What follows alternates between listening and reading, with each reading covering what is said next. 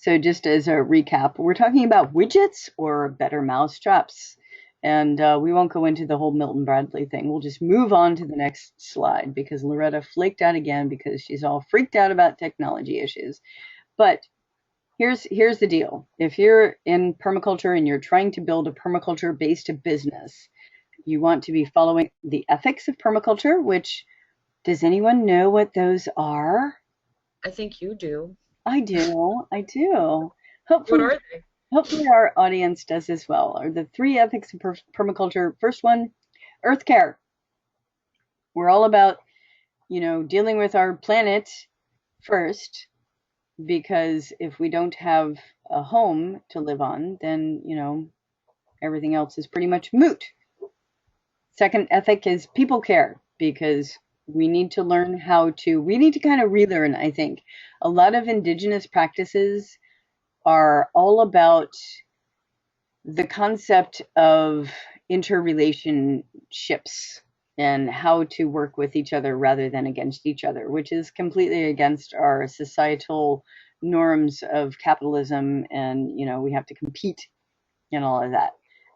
So people care is about, it's about self-care, and permaculture is an open market for all degrees of self-care. And Lynn and I were talking before we started the recording about one of her business ideas that she's moving forward on as a notary public, doing weddings for people. And one of my segues or overlaps into that business is that I like to create gardens, and gardens are great places to have weddings, right? There you go. Yeah, so that's kind of a guild relationship right there. So we're kind of, doing a lot of overlap tonight. But the third ethic of permaculture is what I like to call, in Penny Livingston's terms, future care. It goes along with the whole care thing. Started out as return of surplus, a more complicated version of that, or fair share, but future care is, I think, a little bit more concise, because we're thinking about not just what's good for us right now, which is kind of capitalistic, not to be political or anything, but we're thinking about the future. We're thinking about not our children, but our children's children's children's children's children's children. Seventh generation. Future care, right? Hmm.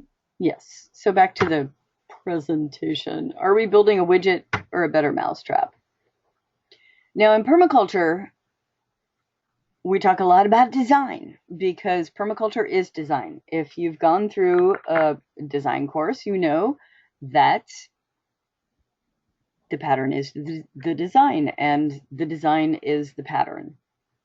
And in terms of business, when you are developing a business plan of any sort, if you follow the principles of permaculture, you're going to build a very solid business plan as well.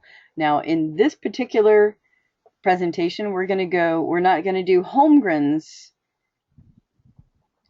principles. We're actually going to go back and do Mollison's principles, and we're going to talk a little bit about that and what it means, and how the principles can create value for your business.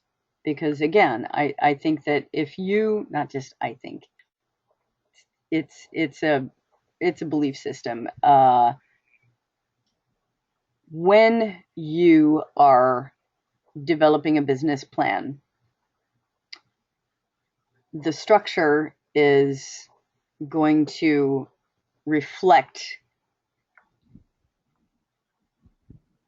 all of the principles as you put them into it. Now, I'm a little bit more in line with Holmgren's principles, the first one being observe and interact.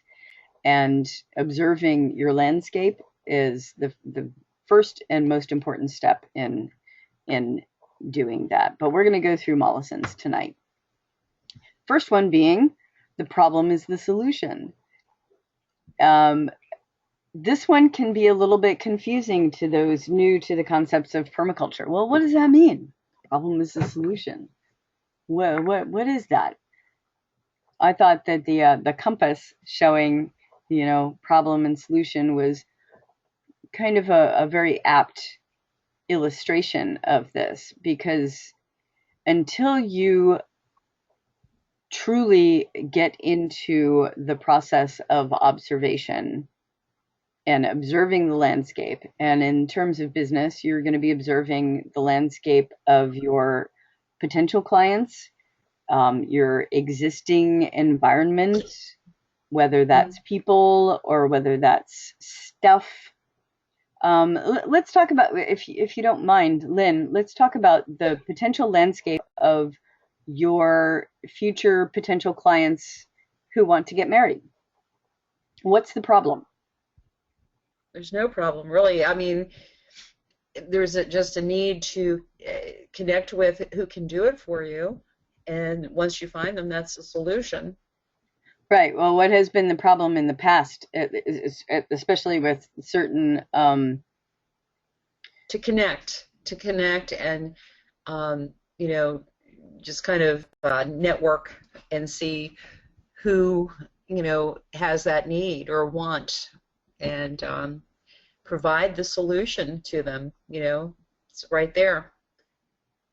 well, what about, like say 5 years ago, you're a same-sex couple in Florida Well, and you want to actually, get married. this is interesting. I just learned that Florida. I'm from Maryland, so Maryland's totally different.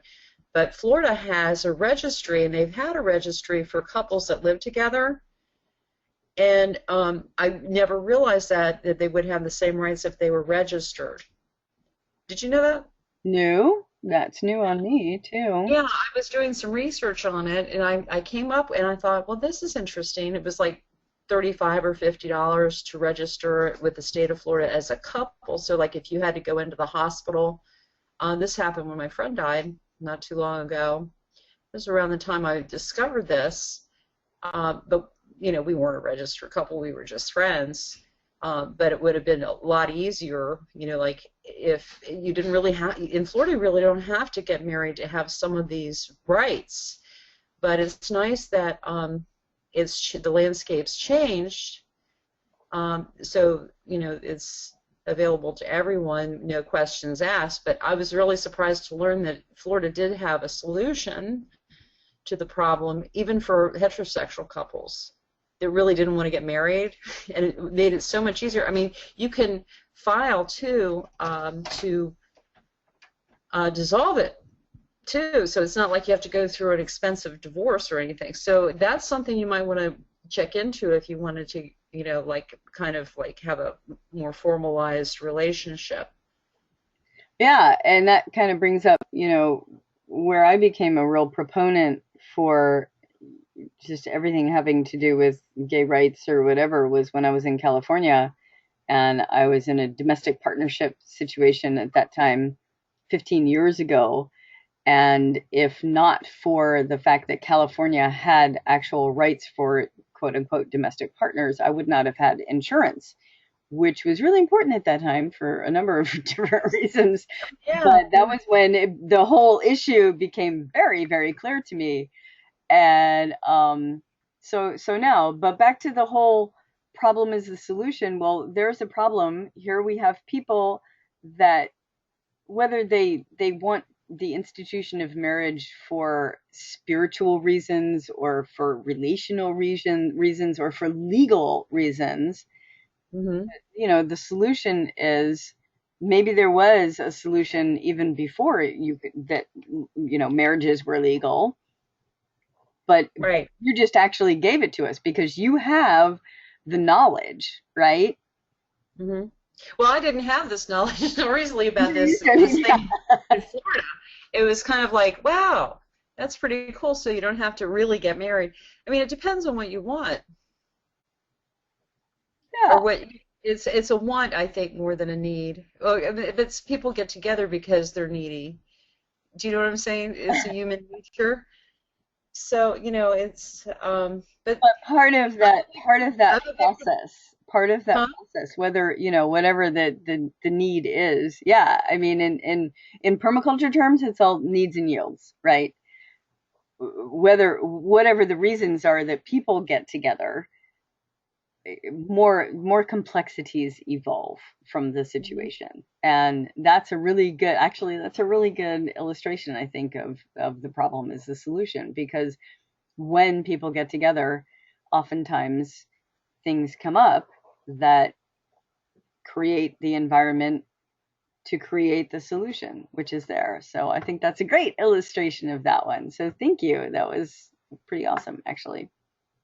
Okay, you're welcome. It's like, I don't know. I just kind of think that if you can be single and you really don't need to have a partnership. A lot of people are very independent, but then there's this like outer community which you do need to rely on other people for certain things. So that's a solution, is joining together in a partnership to kind of make things happen, to satisfy the needs of the community or the people, you know, immediately around you. Does Yeah, that make sense? yeah, that makes total sense, and it's kind of a good segue into the next little pithy, you know, principle or quote or whatever of the map is not the territory. You hear that a lot in permaculture circles. The map is not the territory, and yeah, you know, until you're there, you really don't get this one. But what it's all about is when you're creating a design, okay, you're going to hopefully you're going to walk the landscape, the actual landscape of the design, and you're going to see things. You know, you're going to see the different levels, and you're going to see the, you know, the permanent, semi-permanent, or permanent elements in the existing landscape. And then you might go back to your office and your computer or whatever, and you're going to start to do your drawing. And that's when things become very, very clear that the land that you walked is not necessarily the same thing as what you're, you know, what you might see on a GIS, you know, any sort of Right. existing map, right? Because Right. first of all, design is about creating something hopefully better, right? Mm-hmm. You're designing something, you're taking a conscious process and creating something that is going to yield more. Right. And not every landscape is conducive to certain plants. And Right. plants, not just plants, you know, when we talk about landscape, we're not just talking about, you know, the outer landscape. We're also talking about the inner landscape. And not every landscape, not every inner landscape is ready or conducive to certain relationships, right? So Right. when you're talking about the social landscape, you know, some people, Are just not ready. well, you know, there's a longer process. There's a longer Yeah. process from getting from here to there. This is, you know, the whole thing that led into my complete lack of focus right now is because I had a webinar before this webinar, which crashed my computer basically. And I had to go through this whole reset process.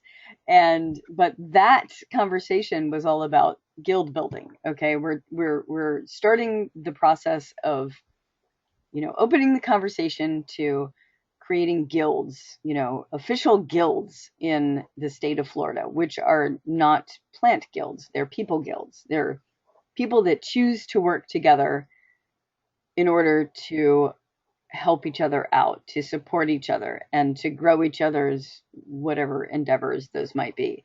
Well, that's a very old-fashioned idea coming back into fashion. It is. It's totally, yes, it is. But the old fashioned ideal, the old guild, Hmm. leads to, you know, a lot of it trips a lot of flags for many people because the old guilds were all about closure and creating these really controlled environments. And permaculture is not necessarily about that. We want to create conducive environments, if you will. You know, a guild in permaculture, if you think of plants, plants work together. When you plant them into a guild structure, they're going to help each other out. You're going to have nitrogen fixers, you're going to have dynamic accumulators, you're going to have, you know, you're going to plant the same kind of plants in an area that is, um, that is more wet, that will attract water, and you're going to plant different ones that are more drought tolerant, that sort of thing. Those are guild relationships, and people are no You're different. going to maximize the ability for them to thrive. Yeah, exactly, exactly. And that's exactly what we're talking about in terms of people. And when you speak of the map is not the territory, well, yeah, you can think of all kinds of great ways of creating guilds, but until you get actual people, whether they're together face to face or whether they're on a webinar like this, things come up. Everyone brings their own stuff, right? We all have baggage. So very clearly, that I would say that's a pretty good illustration of the map not being the territory. And you see it in convergence situations. As a matter of fact, at least two of the people that are on the webinar tonight, I know I've met at past Florida convergences, and they've been there on site. They've seen the things that actually happen when people get together in one place and are forced to all perform the daily functions of life in a concentrated space. Shall we say that? Mm-hmm. All kinds of stuff comes up. Very pretty picture. Notice I'm very carefully avoiding the terms relating to compost and composting toilets. Okay, just saying. Yes, pretty picture. Everything gardens. That's another one of the typical terms that is used in permaculture. What does that mean? Everything gardens.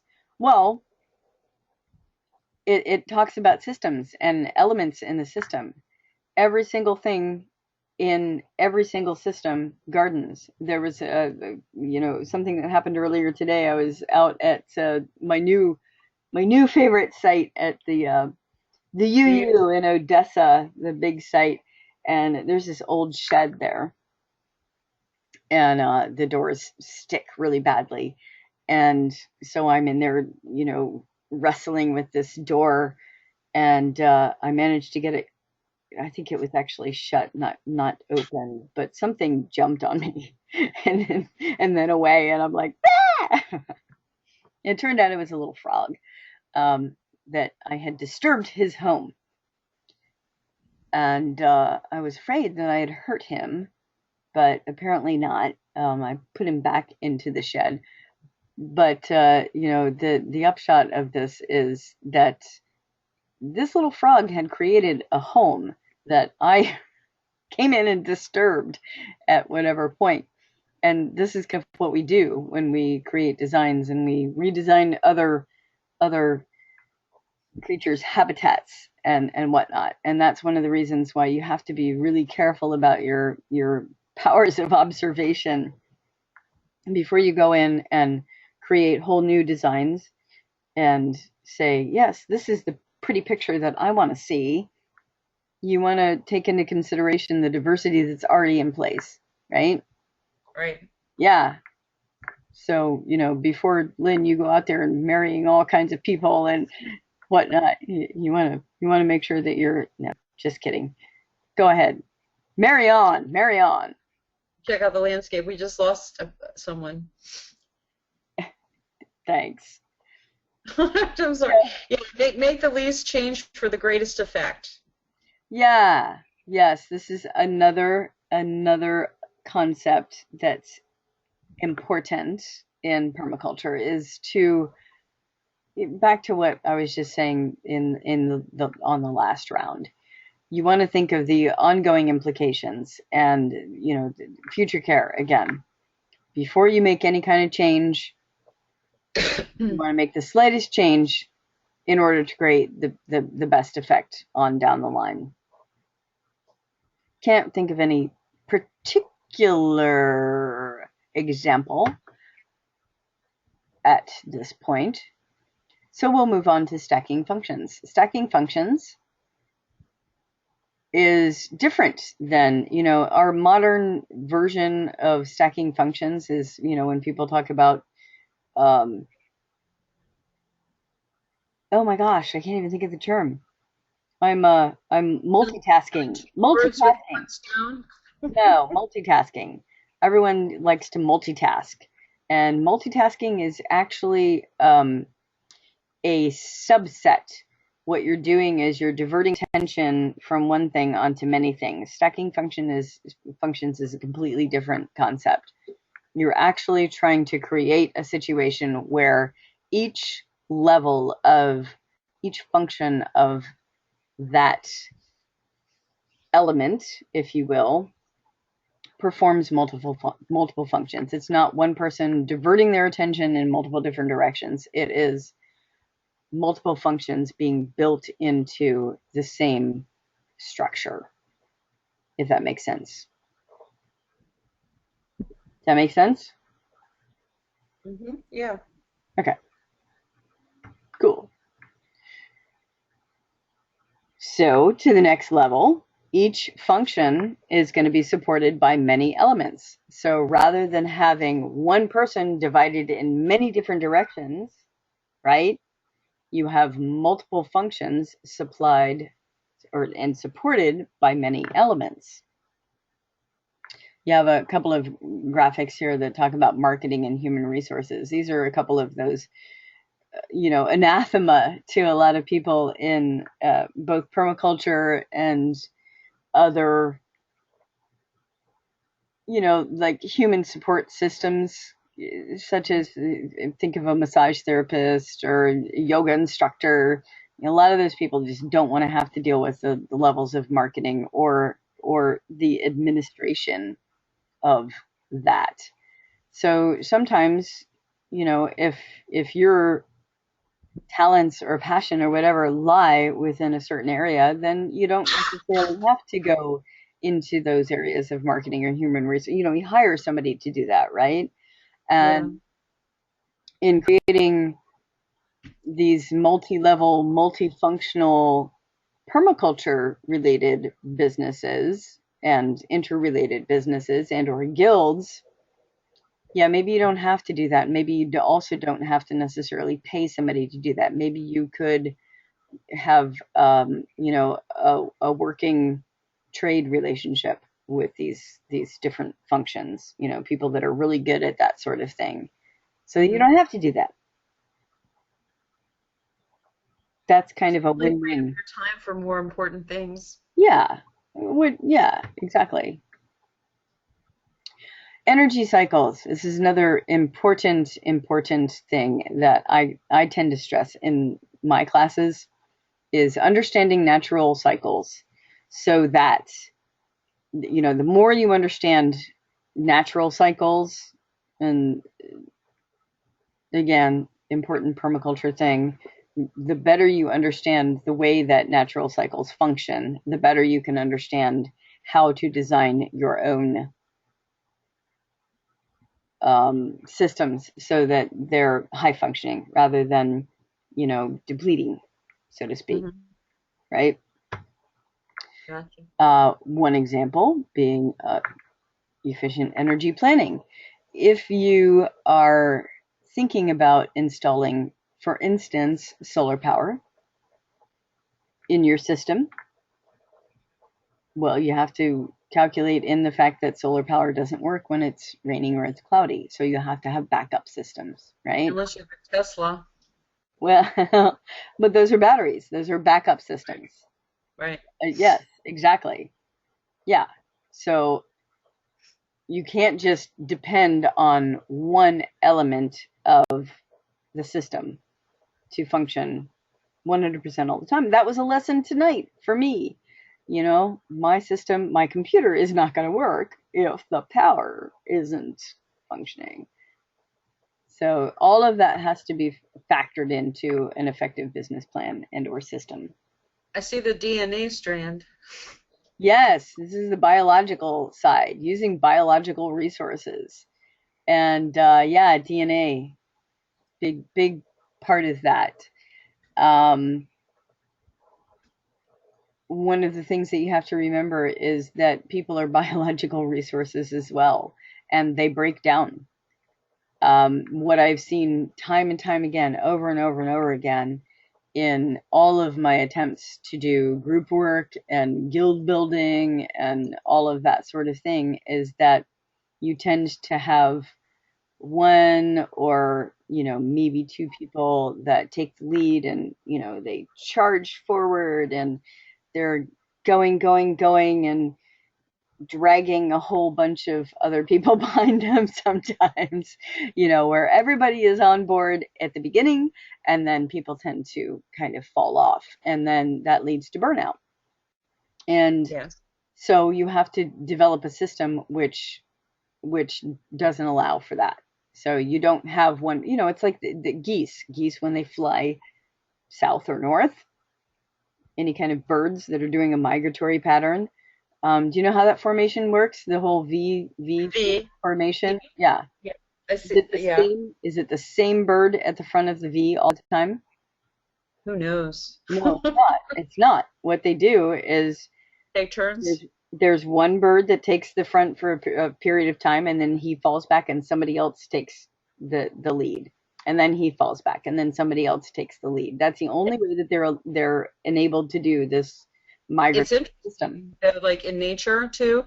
In Maryland, where I lived, I would see the geese fly in formation south, and there'd be like 3 or 4 V formations and they would all kind of go in unison with each Yeah, other. exactly. Oh yes, yes, yes. So there were four Power in different numbers. groups going on, and like 4 different V formations. So I guess it's kind of but as a whole cohesive group, they would stay together. Indeed. Yep. But no one element of the system would be at the taking the brunt of the work at any particular time. I mean, for a specific period of time they would, but then they drop off. Yeah. Another important concept to understand, as well as succession. Succession is one of those things that we build into systems in permaculture, and the process of accelerating succession is very similar to the evolutionary process, and this is what future care is all about. We start small, slow, small solutions, and we build up very, very slowly. Succession. It's Hmm. generational. It's not, it's not something that's gonna. It's a managing expectations sort of thing. It's not something that's going to happen overnight. It's something that we plan for future generations as well as ourselves. Oh, look, I just got a message. Are you having technical difficulties? Yes, I was. Thank you for asking. That was from me, Lynn. I got the text from you. Hmm. So edge effects. We were talking a lot about edge on the last the call earlier about guild building, and edge is a really important concept to kind of get your head around if you're interested in either permaculture or building some sort of a business, whether it's permaculture or not. Because edge, as we know from our study of permaculture, edge is where everything happens, right? That's where we grow. In yoga, for instance, uh, edge play is all about taking an asana, which is a physical pose, or it could be a mental pose, but you take that asana to the very edge, but then very limits of your capacity. So you're gonna do a stretch or whatever to your ultimate physical capacity, but then what you do is you back off a little bit. Edge is not about pushing past limits. It's about taking it to the limit and then backing off a little bit, because that's where you get the greatest growth. In any water system, for instance, right around here where I live, brackish water. Brackish water is where salt water meets fresh water, At and the edge. yeah, on the edge. And that's where any fisherman will tell you, where do you fish? You fish in that brackish water area because that's where all of the stuff happens. That's where you get the greatest growth, whether it's microbial or or fishies or people. Everything is the same, and every element in the system has an edge, and every system has an edge. When you learn to find that edge and learn to back off a little bit from it, that's where you're going to find the greatest level of growth. It's a great concept. It's one that we could really go into in depth a lot more. That was my ex-husband's name. What? That was my ex-husband's name, Edgy. Edge, oh God. Yeah. Well, edgy, yeah. People, He would take it to the limit, let me tell you. I really grew. Okay, let's yeah, move on. yeah. Diversity, including guilds. Okay. Yes. So diversity. And this is another one that I've seen played out in many different ways and terminologies in the world of permaculture. People talk about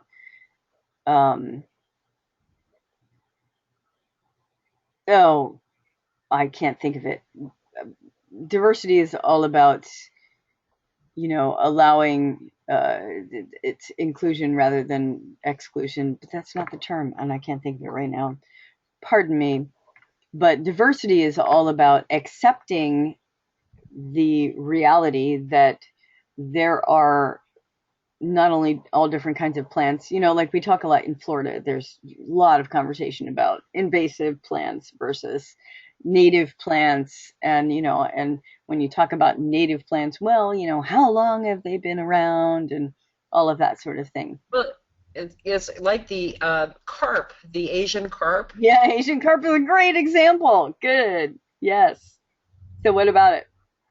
Well, Asian it carp. just seems freakish. That's all. I mean, they're really like very aggressive fish, but they were never here before. Now they are. Well, and why are they here? And where are they? Do you know that? I'm not sure exactly where they are, but I just saw a video clip the other day The of Great these Lakes. It's the Great Lakes. kids. There was this Have you, huh? have you seen the kids going in the water? Like they're in a boat trip, and all these like Asian carp are like just jumping onto the boat. Well, there's a much bigger story to that it has to do with the Great Lakes, and the carp were introduced purposely in order to take care of, and I can't remember right now what the other problem was, but it got to be a huge problem um, because the carp are an invasive species. They were put in there for a specific person. Oh, it was to take care of the garbage because the Great Lakes were producing all of this, nasty sewageness that was going down into the rivers. And the carps clean up stuff like that. But what they didn't factor in was the fact that the carps also take over. They just like take over, kind of like the plant, there's a water hyacinth.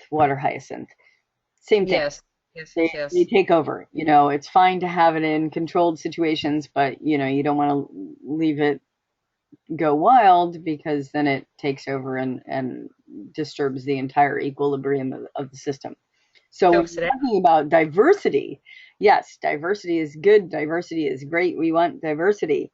And at the same time, we have to look at the system and weigh in, how the diversity is going to affect the balance of the overall system. And when you're talking about guilds in particular, you don't want to offset the benefits of the guild by allowing too much diversity or whatever. So it's a matter of control. And I don't know. It sounds kind of bad. Um, but if you're going to create a true beneficial guild that is going to be beneficial for all that are included in it, then you really have to have an open and willing attitude, first of all. And yeah, when it comes to people, it really boils down to communication. And how do you communicate and how well do you communicate, and having agreements and understandings on the inside. That's kind of, I It guess takes a lot of maturity. yeah, yeah, yes, Yes. Oh, and well, there we go. Attitudinal principles. One of the things in working with people in particular, that you have to understand that everything works both ways. It's a very yin yang sort of thing. That everything that is has its opposite. And when you're dealing with people, you're going to be dealing with mirrors of yourself, and Hmm. all of your stuff tends to come out in those group situations, definitely. And the flip side of that is that permaculture is information and imagination intensive. So you have lots of hugely creative people that come into the mix. And not all of those people are going to be, willing to sit down and shut up at at quote unquote appropriate times. You kind of have to allow for a flow, so to speak. And those of us who've been in convergent sort of situations have seen this play out. It's like you have your people that really need some structure. It's like, I'm not comfortable with this. I've seen people leave. I Right. can't handle this. I need more structure. And then other people that are like, oh no, there's too much structure here. It's like it's cramping my creative style and all of that. But you just have to kind of be open to both sides. You know, there's a line. And A again, balance. edge play, back to edge play, right? But balance. I call that balance. Yeah, balance, very much balance. It's very yogic. So, credibility. This is another interesting concept, and the graphic in this particular case is, to me, it's a little bit, Political. yeah, yeah, you might say that. I liked it though because it um, it shows in this particular case you have, like, if you take the middle dividing line, first we have the pyramid concept, which in permaculture terms, pyramids are not so great when it comes to social structures, because you have the volume of people at the bottom that are doing, again, the volume of work, sending all of the energy up to the top, which is, a very small percentage of people that are benefiting. Where this graphic kind of takes a line right across the middle, it shows how the flow of information. So you have the top, right? You have the most credible people at the top. You have your organizations such as NASA, right? You have the Was I organizations say that are again? compendiums of these, like, legitimate scientists and whatnot, and those are the people that, they're the ones that have the knowledge, right? Well, What? no comment. Well, yeah. Anyway, this is we're going with this. So then on the next level, you have your journals, those that publish the findings from those on the top level, the scientists, the whatever, politicians, whoever it is that we're, like, believing at the moment, right? That's the next level. And then the level below that is the scientists, the ones that are feeding into those journals and whatnot. So the flow of information is going up from that point, right? And then it's going down also from that point into, um, the communications channels, such as social media and whatnot. And this, in my opinion, this is where things get really garbled, so that by the time it gets to the public, you may or may not have really good or credible information. Well, And the public can skip these other things and go right to the top, though, when they're doing their own research. absolutely. And that's where, you're going to have your highest degree of credibility.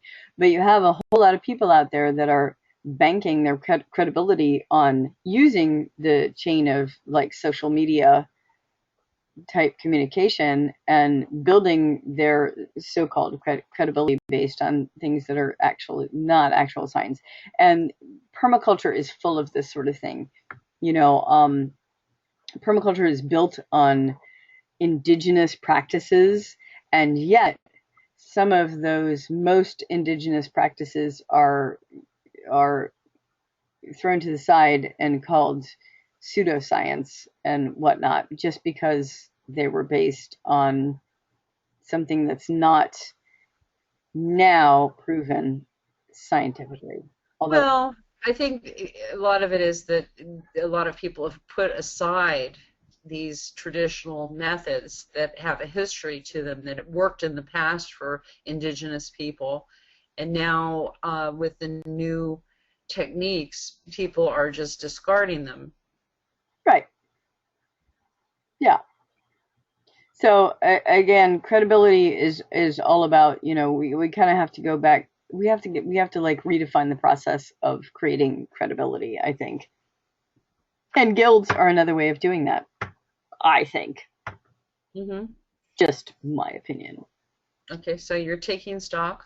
Yeah, so this is like our little exercise for tonight. If you choose to play along, I don't happen to be in Facebook at the moment, but if you want to share it on the event page, that's great. Bless you. Oh, Oh, that was a motorcycle going by in my window. okay. Sounded like a blowing nose. So like what I would like you to do right now is to take stock in your own situation and list out 10 problems, quote unquote problems, challenges in starting or maintaining or growing your business, whatever your business is. Now, your business does not have to be something where you're actually selling something to the outside public. But again, back to my old, the drum that I tend to beat a lot on these webinars, which is if you're in permaculture, then you are an entrepreneur. You are kind of in the wild, wild west, so to speak. And there are challenges, whether it's dealing with people or whether it's, trying to create value for what it is that you're producing. You need to be very multi-level. And so like kind of brainstorm, 10 or so, try to go for 10, just a few challenges or problems that you have yourself in starting or maintaining or growing your business. And, I haven't even gone into the questions. By the way, back to the housekeeping portion, you do have the ability to type in questions. And it keeps jumping off of that page. I can see for just a moment that somebody says they don't have a mic. I don't have a mic. They don't have a mic. It's not allowing me to see that for very long. Anyway, you can type questions into the control panel, or you can just go to, in a minute, I'll be done with the actual presentation, and I can go to the Facebook page and look and see what everybody is typing in if you choose to share what your challenges are in starting or maintaining or growing your business. And I would love it if you would choose to share that with us.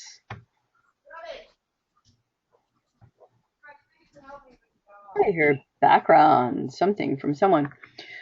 Oh, that's just my landlady. Oh, yay.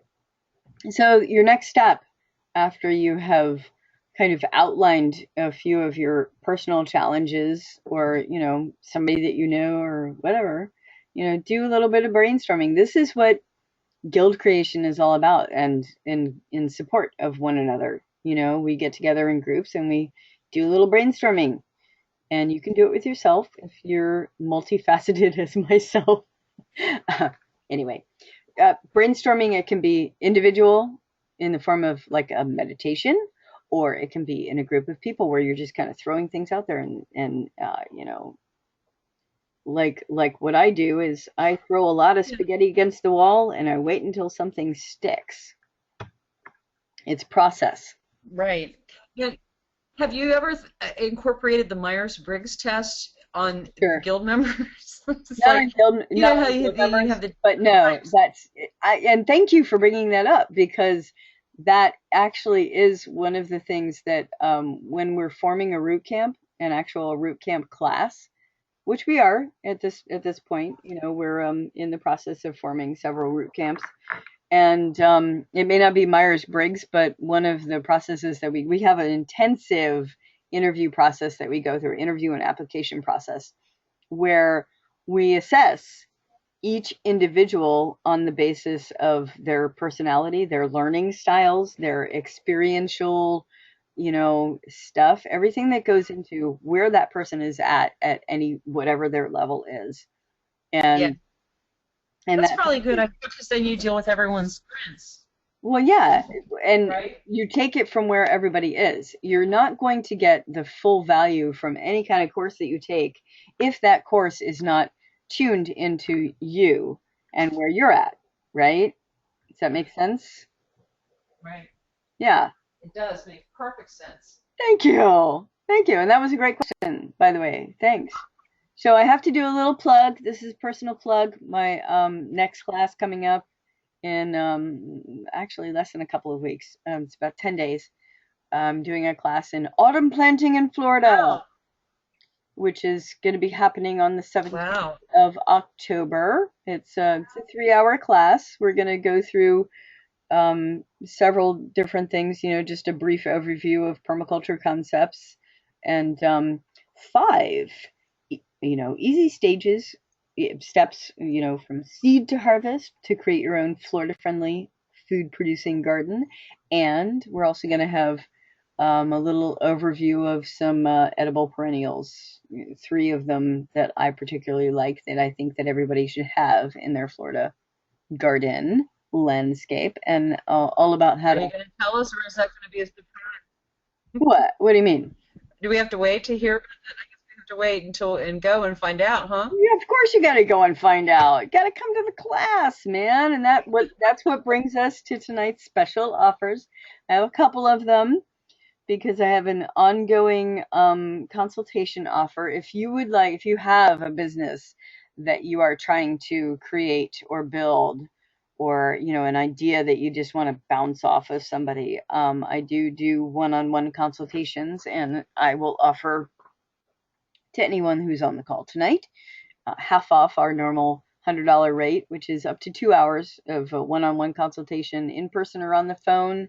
It depends on where you are, what your location is. And tonight, at half off of that, $50 for up to 2 hours of a consultation. So, bam, there's one. Or, or, and it's also an and or, you can take both if you would like. You can have a free ticket Uh-huh. to that autumn planting in Florida workshop that I'm doing on the 17th. All you have to do is you go into Is Eventbrite. that for Hmm? is Eh? that for the whole 2 hours? Yes, free Is ticket. that for 2 hours or 2.5 hours? Actually, it's 3 hours. My goodness, that's a great deal. Yes, you use the It's code three free ticket, hours? Wow. but it expires at midnight tonight. So if you want to redeem that free ticket, you have to go into Eventbrite, which means you have to find the event page and all of that, because I'm not going to guide you on that right now. You can message me if you want that free ticket, but you use that code free ticket, capital F, capital R, capital E. REET. Yes, just like you see it there, free Well, ticket. that sounds like a So good if you're not class. in this If they, area, Brad. huh? This sounds like a good class, though. It really does It's sound like it gonna has a be lot to offer. going to be a great class. We already have some people signed up. It's really going to be a great class, and it's a wonderful, wonderful site, 5-acre site out there in Odessa, cow country. Just prime, waiting for some permaculture installation, which we're doing. So there is my contact information. Please do not text me at midnight. I do often have my phone plugged in next to me, and that's really disturbing to my sleep pattern. But Say what day again that was? The previous slide, it said what day is it again? October what? 17th, October 17th. October 17th. Okay. And is it the Unitarian Universalist Yes, in at the Odessa. UU? Yes, the UU in Odessa. Odessa.